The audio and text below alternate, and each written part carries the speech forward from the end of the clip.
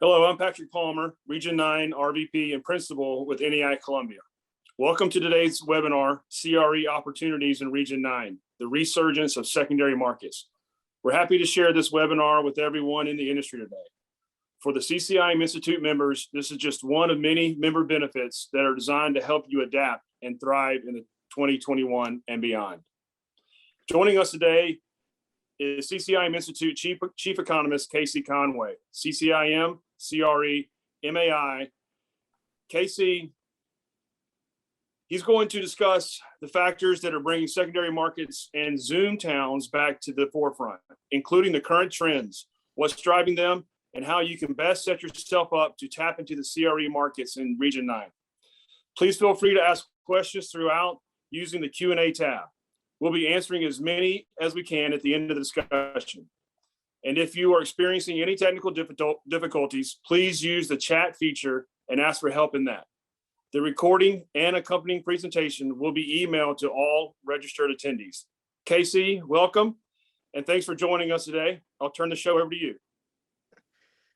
Thanks, Patrick. So you talk about Zoom towns. Region 9 is like the old Mazda commercial, Zoom, Zoom. You guys just have Zoom, Zoom in your economy. I'll give a warning. We've got some real bad thunderstorms going over my home and my location. So hopefully everything stays connected. But if not, it was good Lord or Fed Chair Powell disagreeing and wanting to silence me. So we'll jump right into it so we can get as many questions into it here. So I kind of have an opening perspective, and I want to spend a little bit of time on a topic that was in the headlines this morning. Again, inflation. So there is a new pest out there this summer that's probably as damaging or more damaging than COVID to the economy, and it's called inflation. So this is actually a horrific bug beetle, horn beetle, that I actually saw walking, on my morning Greenway Trail walk that I do every morning. It parallels the CSX rail tracks, so I can do my logistics, anecdotal testing. And so I saw this thing and I said, man, that thing looks ugly and mean. And that's, I'll probably be able to use it for something. I thought that describes inflation. So we'll jump right in a little bit on inflation here. So, the Fed claims they can't find it, although a few Fed presidents are now claiming they can find it, like St. Louis Fed Jim Bullard, Esther George, the Minneapolis Fed. And so this morning we got new CPI data. It was right at 5.4%. Everybody said, wow, that's about what we expected. Can you imagine the last time we thought, it's okay, and what we expect is 5.5% inflation? It just shows how far we've come. We're deteriorated. The CPI, they say if you take out food and energy, the things that we spend money on, it was only up 0.3%, 3.5%. So we're all okay. I just shake my head at that. And then you look at where the 10-year treasury is, trading in a 120 to 150 range, which is mind-boggling when you have the threat of inflation. I'm not a buyer of long-term bonds. And so I believe that I'm in the camp that we have systemic and structural inflation. It's everywhere. It's not just in one or two things that we can absorb and fix our budgets around. And I'm in the camp that I fear that we're really on track to a 1977 to 81 type inflation rate. Remember, the average annual inflation during 77 to 81 was 6%. So even Jamie Dimon says they see it. Producer price index with the producers have to put in, it's over 6.5%. And on the right there, I track construction. What's happening in construction costs and building costs, because that's very relevant to our world. And look at these latest numbers from the Constructionomics by ENR. The construction costs are up over 7% on an annual basis, and the building up over 12%. The home builders clearly know it. If any of you are working with tenants to relocate them and move them around in space, you're finding that there's one, time delays, and two, the TI costs are up quite a bit as well. So I'm in the camp. We've got systemic inflation. So here's a little historic perspective I'm going to give you, so you can see going back, recently 2020, and I kind of call it 101. And the Institute's working on us having an inflation award course pretty quickly here for you guys to go over a lot of aspects of that. So thank you to Jen Weed and your leaders for fast tracking that. But many CFOs have not seen inflation before their whole careers. I mean, I'm 59. I got to go back to the 70s, 81 when we took prime to 21%. And so they've been trying to streamline operations and do strategic purchasing, and none of that's working. So guess what they're doing? If you're following the current earnings reports for the second quarter, you're finding here they're all raising prices. And this is what should set the Fed back on its heels. And when we get it now into wages, that's something that's really sticky, and it's hard to cause people to reduce their salaries when that hits. So it's more than just high commodity prices, it's also wage. Here's one of the busiest slides I'll give you, but it's probably one of the most important that will show you kind of everything that's kind of going on. So this one, I'm famous for these busy slides, and the communications department would give me a failing grade at the University of Alabama. But anyway, this is the 10-year treasury, and look at its kind of history, and look back at the spike we saw there from 77 to 81. And we went from a 7% annual inflation rate, the 10-year treasury, up to a 15% 10-year treasury. And then we had a long decline, Reaganomics and a lot of things that went to work. We tried to get the 10-year treasury above 3%, 2013 and 2018, and we had what's known as the taper tantrum. And so you can see where we are today. And the problem was we didn't have this inflation problem, and we were worried about deflation, and that's not the case right now. And this stuff could happen very, very quickly. Look at the 77 to 81 disruption. It was less than a 4-year period, and it took over a decade to unwind that in the entire 2 terms of Ronald Reagan to really get us back to normal. And think of all the dry powder that we've spent. We've already lowered rates to near zero. We've already blown the Fed's balance sheet. We've already doing stimulus. Now we're going to do another $3.5 trillion of stimulus if things are going on this reconciliation bill. So, these are not good seeds that we've germinated in our soil here. So what are the things that are driving it? It's deficit spending is absolutely, and this parallels to the 1960s when we did similar deficit spending to fund the Vietnam War. The Fed's use of the balance sheet to achieve both its objectives, full employment and price stability. Remember, coming out of the World War II and into the 60s, the Feds only had one mandate, and that was full employment. And it was really in the 70s that they got their second mandate, which was price controls and price stability. And they've gone crazy with that. The pandemic and what's happened in supply chain disruption is similar to the oil embargo and the oil shock that we had in the 70s. So if you just think of what supply chain disruption has done on prices and the oil shock of the 70s, you have a very similar setup. So there's a lot of parallels here that we need to be digesting. So here's a blow up, what I had earlier there on the construction costs. We need to translate this inflation to commercial real estate, because actually inflation is somewhat the friend of commercial real estate. Asset prices go up, you have rent increases and pricing power, but it gets more difficult to build new supply.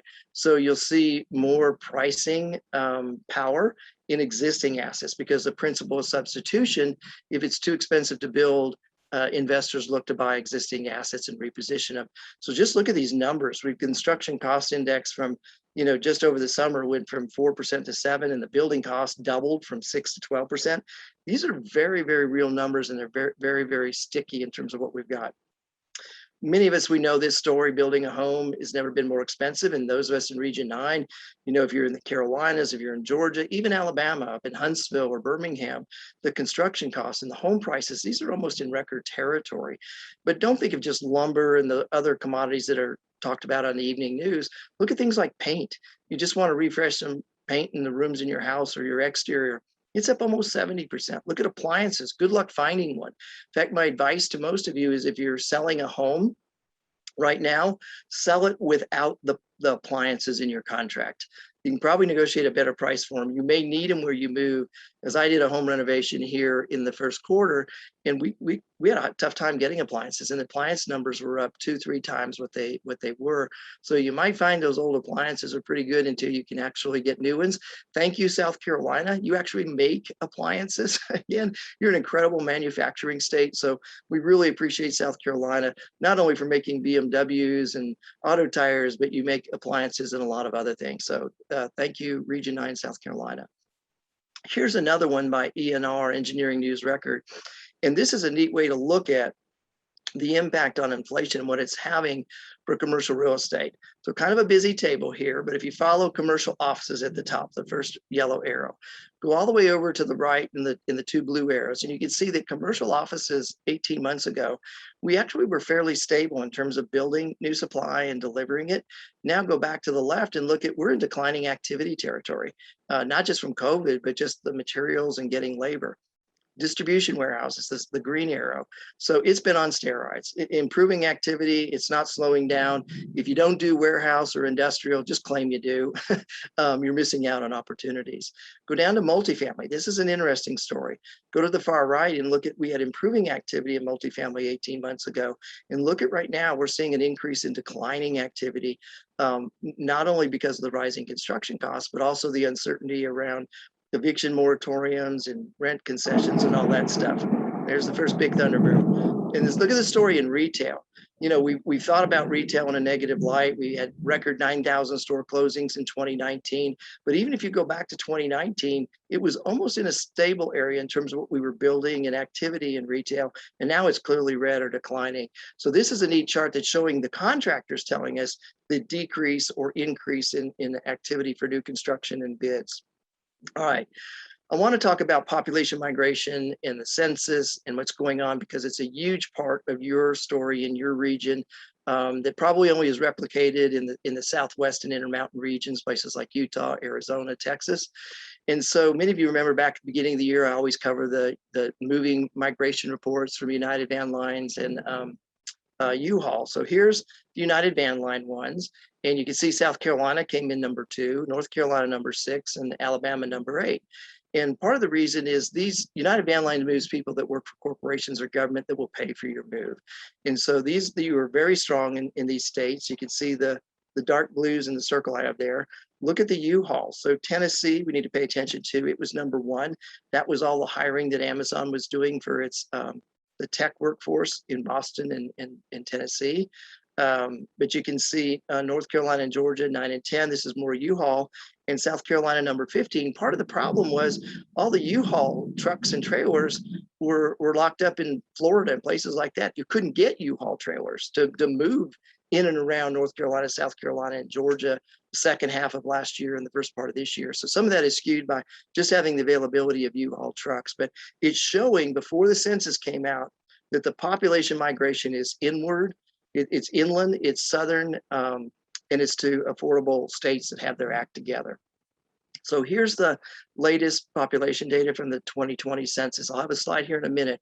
I want you all to circle on your calendars before I get to this slide. August 16th, we will get a deep dive into the census data on August 16th that will go much deeper than this. But this is a map that shows who gained population and who lost it. So Illinois, West Virginia, Mississippi were the only 3 states to lose population in the last decade. Look at the region 9, North Carolina, South Carolina, Georgia, and Alabama. So North Carolina, South Carolina, Georgia all had in the range of 10% plus population growth. We knew population was moving there. Alabama, I figured out why your number was so low at only 5%. It's still a very respectable number, but part of the reason that I think my hypothesis is for Alabama's low number was a lot of the census taking was done during the fall.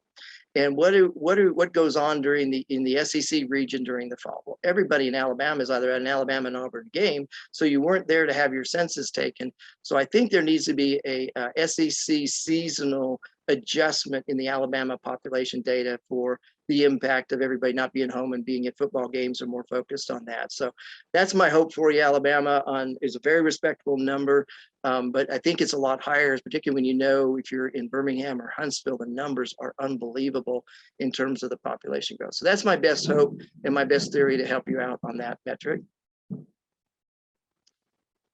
All right, so I now want to go into a couple of things. I want to look at why Region 9 is so powerful. It's not just that you're affordable. It's not just you have workforce, but you are a manufacturing powerhouse. And so South Carolina and Tennessee are the top 2 states for manufacturing in this country.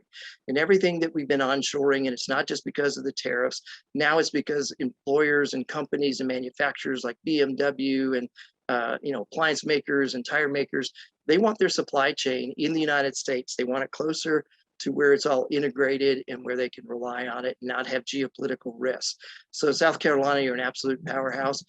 Alabama and Georgia, you're very strong. You see the green states are.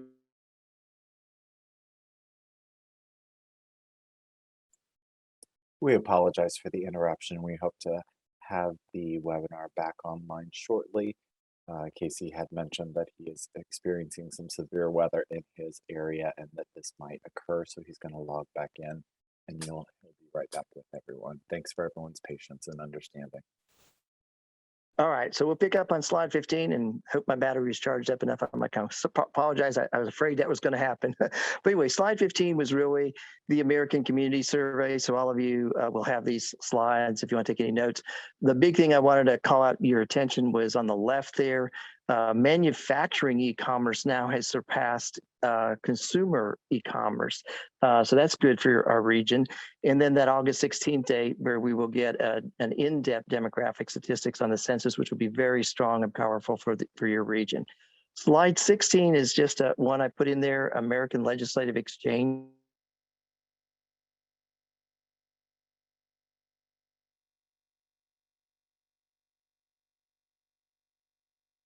Council, and in their theory, spend less $10 growth. And that theory, look how strong North Carolina ranks number 5, Georgia number 14, and really all the states in your region are in the top 25. So very strong recognition of your fiscal health.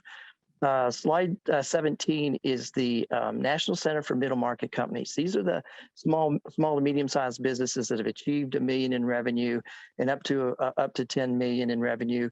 And it shows where they're growing in the outlook. And we have a lot of these, and a lot of these are leaving New York, New Jersey, California, Illinois, and they're moving into Region 9 states and Florida as well.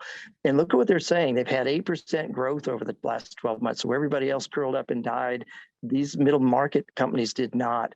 66% of them, of these middle market companies report increased revenue over the last 12 months. That's pretty strong. And they expect almost 10% growth. So these are the growth engines that are coming in and filling up your retail spaces, your office, your commercial space.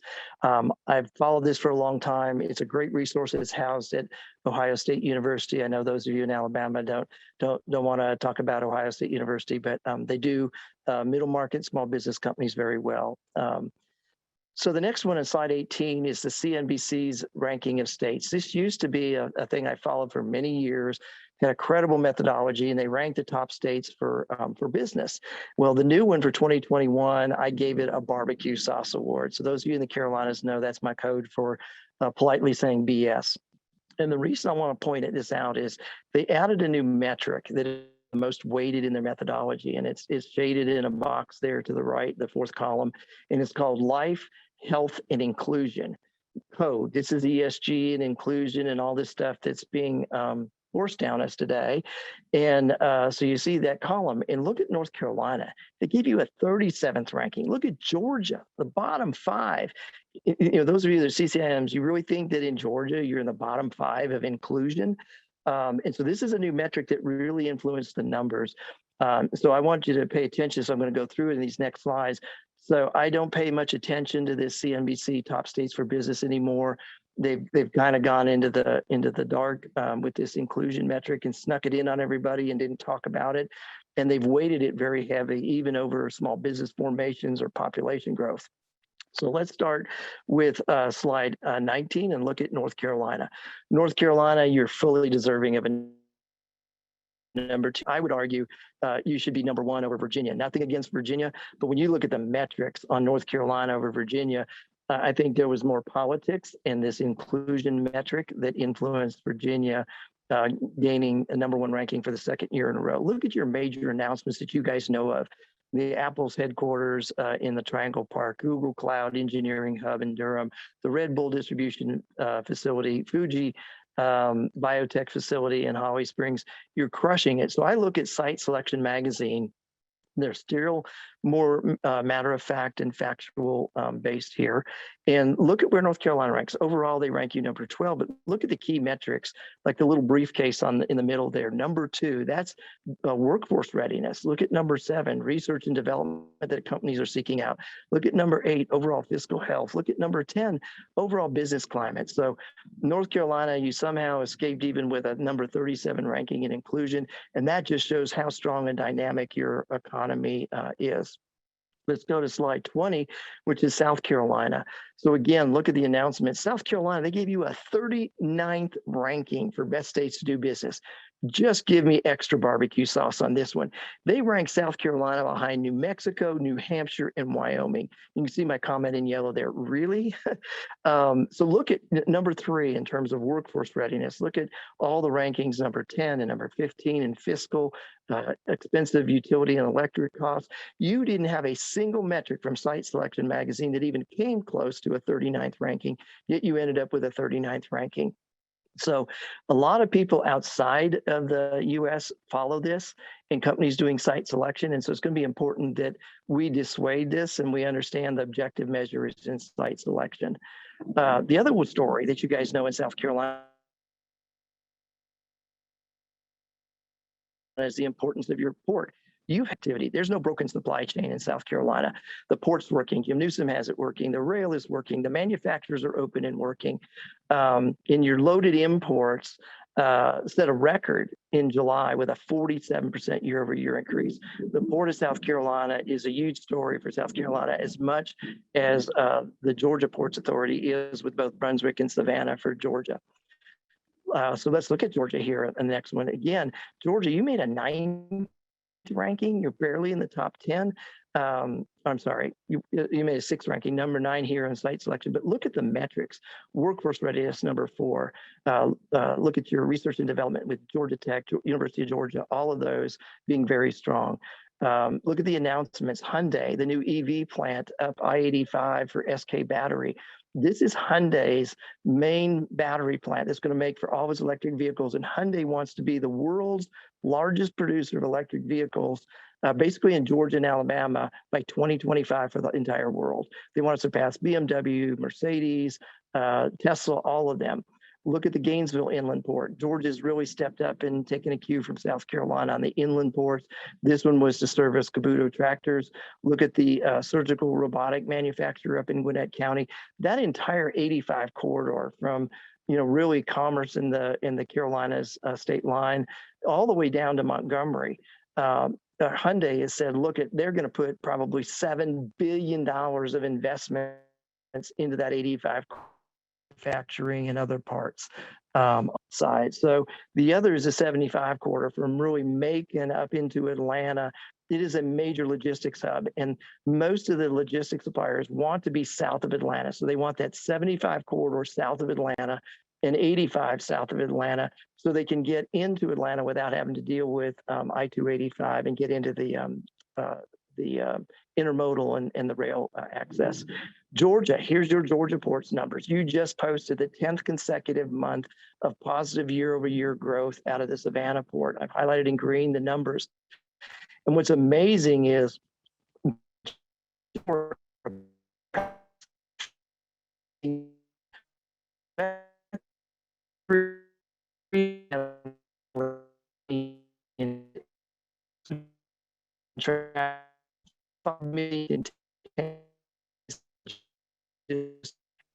be in Georgia and the Carolinas. They have access to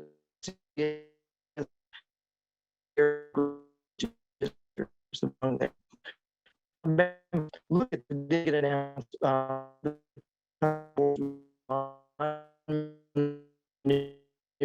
plant. Grain Partners has been building their advance near the University of Alabama. This will set a record. So look at all the announcements in Alabama: the Mercedes EV plant, FedEx ground logistics facility in Jefferson County, the Mazda Toyota plant opening up, 4 more new parts suppliers announcing and opening plants.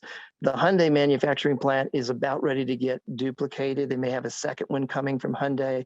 The Port of Mobile has announced an inland port, the first one in Alabama in Montgomery. They've closed on the land. This is going to be huge and help that center part of the state.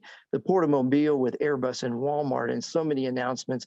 The Port of Mobile will go from handling less than 500,000 containers to probably over 2.5 million containers next year or 2022 or 2023.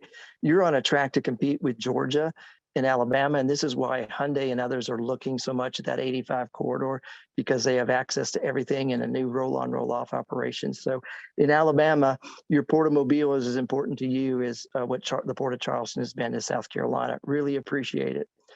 So let's go to slide 25. All this brings in focus that Region 9 supports a major logistics economy. It's ports, it's inland ports, it's rail, it's interstates. This is why you're a manufacturing powerhouse in terms of regions. This is why you're seeing so much activity and announcements, whether it's Hyundai or Mercedes or BMW or appliances. It's all in your favor. Now, slide 26, this is a warning, crime statistics. So I'm getting calls from a lot of companies that are asking our company to help them in site selection, analyze crime statistics because they don't want to relocate from a crime-ridden area into another area. So I want to call to attention that many CCIMs may not know that in Site to Do Business, you have an ability to extract crime statistics. We have to be very careful with this tool in Site to Do Business because you do not want to pair it up with things like demographic data, because then you cross a line called redlining. And so, but you're going to get clients asking you about crime statistics. So on the right there, if your metric score, this is Atlanta, is over 100, you're over the national average. So Atlanta, look at in terms of murder index, look at robbery index, look at down there motor vehicle thefts. We're at 2.5, 3 times the national average. We're at numbers that look like Chicago. The media picks up that Chicago had 50 or 70 murders or shootings over a weekend, and Atlanta can rival that on any weekend as well. We need to begin to start to understand that crime statistics are going to become an increasing economic site selection criteria. But as CCIMs, we have to be very careful how we use this data and go back and maybe take a refresher on redlining and all the things that NAR has warned us of in our broker's licenses. I just want to make you aware of this tool. I'm not advocating it. I'm preparing you for questions that are coming and giving you the warning label with it. Slide 27. One thing you may think about is using CCIM technologies. If you're not using story maps, if you're not really digging deep, and if you don't understand that Site to Do Business is more than a tool for retail property, you're missing out. So at Reggio Economics, we do a story map in every court case I do, in every paper that we write. We just did it in the last mile logistics paper for the Institute. So here's all the things that are going on. Here's how to contact them. I strongly encourage you. I'm using Site to Do Business data for fair housing lawsuits. I'm using it for self-storage. I'm using it for all kinds of site selection. It is a really, really powerful tool that we have. Think of it as more than retail real estate and really invest some time on Site to Do Business. So here's the shout out for them. I want to call out on slide 28 a thing about housing. So as you saw, we saw rent forbearance was extended again through September. We see the eviction moratoriums by the CDC and the federal government authorities that the courts have already ruled is illegal. But until we really resolve rent forbearance and mortgage forbearance, we don't know what we don't know about multifamily and housing. And my fear is that when you have 1 in 4 Americans that aren't paying rent and aren't paying their mortgage or in one of these forbearance programs, we have a huge housing problem ahead of us. It's going to be bigger in places like New York, New Jersey, Illinois, California, the high cost states than it is for us in your Region 9. But be aware these intervention programs are preventing us from full discovery on housing. I want to reinforce on office, the Castle system. They have a city-by-city index on the back to work barometer. And I want to point out, those of you that think that everybody's going back to work really quickly, I think I'm in the camp that maybe not so much.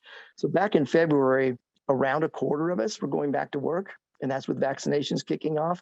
And even with all the vaccinations and half of us being vaccinated, we're only at about a little over a third that are going back to work. And Castle keeps all the data on the key cards that we use to get in and out of offices.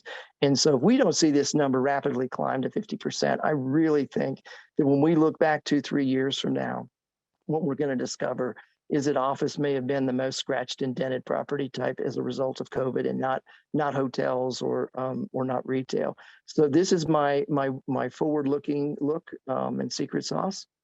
30, I just want to call to attention if any of you have been on vacation, have been busy, and you didn't see the great work that worked with Larry Guthrie and the communications team and the CCIM leaders to get this new insights paper out on last mile logistics.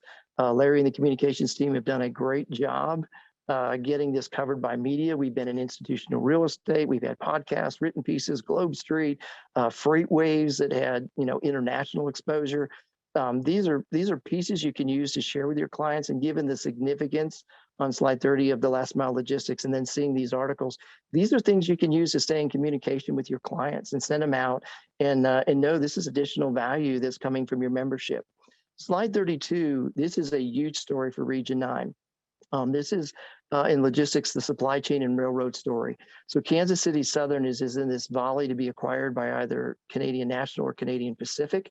Started with Canadian Pacific, then it went to Canadian National, and then this week it went back to Canadian Pacific at a higher price. And the reason this is important for you guys to follow in Region 9, if Kansas City Southern merges with Canadian Pacific instead of Canadian National, the true one North American intercontinental Class 1 railroad will go from Canada down to the Port of Mobile. And so this really impacts your Region 9. What it means for you in Georgia, that I-85 corridor becomes even more valuable for someone like Hyundai looking at new automobile plants. And folks are discovering that the I-85 corridor south of Atlanta down to the Port of Mobile is a bypass to get into Atlanta without congestion. Look at if you haven't driven that corridor, those of you in Georgia, if you haven't driven from, say, Noonan or whatever, all the way down, or Peachtree City, all the way down to Montgomery, you will be blown away at all of the logistics development. It looks like I-75 going down to Locust Grove and further south to Macon. So this is a big story. If Kansas City Southern and Canadian Pacific merge, you win in Region 9. If Canadian National comes back and prevails, it goes to Freeport in Texas. So big stake in logistics and story for you guys to follow.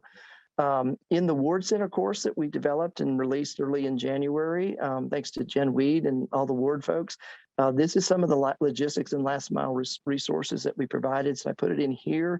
In case you hadn't had a chance to take that course, please do. We put a lot of work into it. It's going to be going and do a live version here at the end of this month. I'll be doing it on a recurring live basis, and we will refresh it.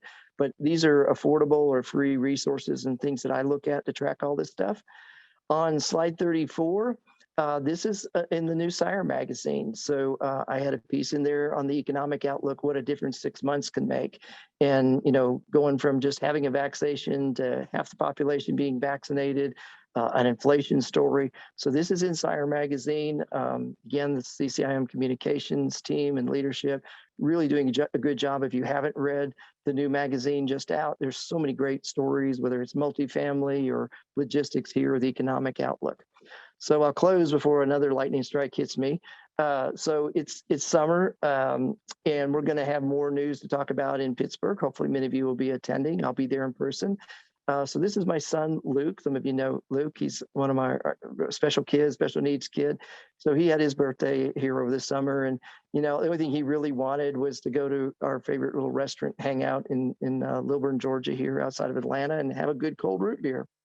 And then his buddy there, Charlie the Beagle, this is at Palmetto Bluffs Resort. They're in South Carolina, just across from Savannah. So we're getting all the Georgia, South Carolina connections here. They treat your pets really well. You can bring them. They put them in a canopy covered area, brought them dog treats and fresh water bowl. My point is we still have about 5 weeks of summer left. And Luke's advice to me and Charlie the Beagle as well was look at right now, just enjoy a cold root beer and a day at the pool. There's going to be plenty to worry about and talk about this fall when we get together. The Fed will start meeting again in September with FOMC meetings. We're going to see more inflation data. But for right now, enjoy the rest of summer, have a cold root beer or an adult root beer, and enjoy the pool and the climate while you can. Last thing, this is slide 36, just has a little bit on my Red Shoe Economics company. My partner is Beverly Keith. They're in North Carolina. It was North Carolina, one of your past presidents for the CCIM chapter. If you can't connect or get going with CCIM technology on story maps, we do it. one of our associates, Kaylin Peterson, who won the award competition for story maps in the CCIM a year or two ago. She'll be at Pittsburgh, hopefully getting her CCIM designation. We do a lot on ports and logistics. We're advising a lot of companies. We're doing a lot still around adaptive reuse. So this is a little bit about our company. So the good news about the bad weather, we got through the slides before anything more could go wrong. Slide 37 is our thank you. I'll turn it back to our moderator here, and Pat, and see if we have any questions. I know I went through it pretty quickly, but I was worried about, I'm still dark, so I'm on the phone. I don't know if we have any questions or any things. I can't see the chat box or anything. I'm lost all my internet connectivity. K.C., thank you. Great webinar, great information for each of our states. Thank you for your time and putting this together for us. I do have one question. Is there anything that we as brokers and agents can do from our end to advise our clients? Is this a time to kind of hold your cash? Is it a time to sell, maybe sell lease back? What would your recommendation to us be to advise our clients in a situation like this with inflation? So really good question, and we are pedaling really fast with Jen Weed and the CCIM Technologies and everybody folks to get an inflation webinar out real quickly, or award course. We're hoping to have that done here. I'm working on it fast. We talked about it at the leadership training in Chicago. So we're gonna have something out real quickly. In the interim, I would say the first thing is be engaged. Don't stay in isolation. Don't be afraid to talk to them about it. Engage in, about inflation. The thing to recognize is whether you're a leasing broker or a transaction broker, generally, inflation is good for commercial real estate. Asset prices go up. If you're a developer that's looking at bringing on a new property, he's probably having rising costs, cost overruns, delays in terms of getting. They're increasingly kind of adaptive reuse, or they're looking at staying put. So if you're a leasing broker, you should be having or be doing that advising with clients about the cost benefit of staying put and renewing a lease for 1 or 2 years versus moving, because even moving into an existing space, the TI work you may not be able to get done. From clients that are to do that work, and should we leave, should we do a 1 or 2 year extension? So engage with them about inflation is a real story that affects leasing and moving, and then what your rent's going to be. The second thing is, I think, to let them know it's been 4 decades since we've really dealt with inflation, and we've all forgotten about the 70s, or it's been such a bad memory. I know I was learning to drive and a teenager, and all I know is gas went from 25 cents a gallon to over $1, and I choked, with my 1967 Mustang getting 8 miles a gallon. But this is very real, and it's very systemic. It also means for your clients, you really need to look at, like your workforce. And that's why we're seeing a lot of workforce leaving the West Coast and the Northeast. Companies are realizing if they let people work remote, or they tap new hirings in affordable places like Region 9, their labor costs can offset some of the inflation things. So you have a great story with your universities, your young workforce, your skilled workforce. Look at those things in that site selection magazine where you guys rank high, and ignore the CNBC top states for business thing. So I would say engage, communicate, let them understand how inflation has tentacles and how it plays out in commercial real estate. Not good if you're developing new space. Could be a tough consideration if you're looking at a lease renewal or a lease move. You need to think that through. That's a great skill that CCIMs have, doing that cost benefit between lease renewal and stay versus move. So those would be the first things. And if you just hang in there probably about 4 weeks, I think Jen Weed and I will have this new inflation course out that will, I'm really excited about it. It's thorough. We go back in history, we dissect it, and we give you lots of different indices to segregate inflation from CPI and PPI to real estate indicators like the ENR and others. So hopefully that helps a little bit. But don't be afraid to communicate with your clients, and also hear from them about what they're experiencing, both in wage inflation or kind of the behavior moves that they're doing. You may find out they're reinforcing what we just talked about and why population is migrating into Region 9. They can get workforce, they have access to ports, the supply chain is working, and then help them know it's a darn good thing to be in Region 9 in the Carolinas and Georgia and Alabama. We have ports, rail, affordability, universities, research, workforce. We have all the things to combat inflation and to make supply chain work. So those are all good news stories. that help? Yes, thanks, K.C. We have another question as well, if you have time. Sure. One of our participants asked about your opinion on the infrastructure bill that just passed. How do you think that might affect Region 9 specifically, and maybe more broadly the country? So you just made Larry Guthrie's name. I've been trying to stay out of this discussion because I think there's still so much politics, and what passed in the Senate on the $1 trillion bill doesn't have a chance in hell of occurring. Really what it's about is going to the House and getting a reconciliation bill and spending $3.5 trillion. So there's a lot of politics to still play out here. It's really what's going to play out in the House in their reconciliation bill, and then what Pelosi and them are going to send the Schumer, and they can do it now with just a 50+1 vote. So unless the Democrats, can keep every one of their people and the vice president on their side, it only takes one loss of vote like Manchin on the Democrat side to kill this $3.5 trillion. So we're far from an infrastructure bill. There's a lot of speculation what's going in. The Senate bill has more with real stuff, real bridges, real ports, real roads and bridges, some 5G expansion. The House reconciliation bill, it's about 20 to 25 cents on the dollar real infrastructure and 75 to 80% new defined infrastructure. So, schools and entitlement programs and homeless shelters and you name it. So my concern is if it passes in the fall, it's really going to be after Labor Day when they all come back from their summer break. The Senate will now go on theirs. That you throw that on the heels of the $5+ trillion we've already fiscally put out, and we haven't even spent almost $1 trillion of that. And then you throw the $4 trillion that the Fed has added. The Fed has a real problem, and they are going to have to rapidly scramble to stop asset purchases, stop mortgage-backed securities, which could disrupt the housing market. They're going to have to stop buying treasury bonds, which would cause the real 10-year treasury to rise. So I think this is a Pandora's box. And honestly, I don't think we have the fiscal ability to do a $3.5 trillion because it's not what passed in the Senate, the trillion. That's not going to get delivered. Add another $2 trillion to it through the reconciliation bill. Now, because they passed that, it only has to go through reconciliation. It doesn't need a 2/3 vote for approval in the Senate. It's now 50+1 in the reconciliation. And I think it just puts fuel on the inflation flames. So we don't know what it really means or how it translates by state and who's got what goodies. It's, the reconciliation bill is going to be over a couple thousand pages. No one's read it. Nobody's agreed to anything. So we don't know what it means for our state or your port or your state yet. So stay tuned. I've thought it better to stay out of it until we really know what's happening here after Labor Day. But it's heavy in the media, but just know for right now, it's really not the trillion passed in the Senate. It's the 3.5 or 3.2 trillion in the House reconciliation bill. And if that passes, God help us in terms of inflation. We can't afford it. Did I handle that one okay? Do I have any strong opinions? You sure did. You sure did. See why I told Larry to keep me out of the media?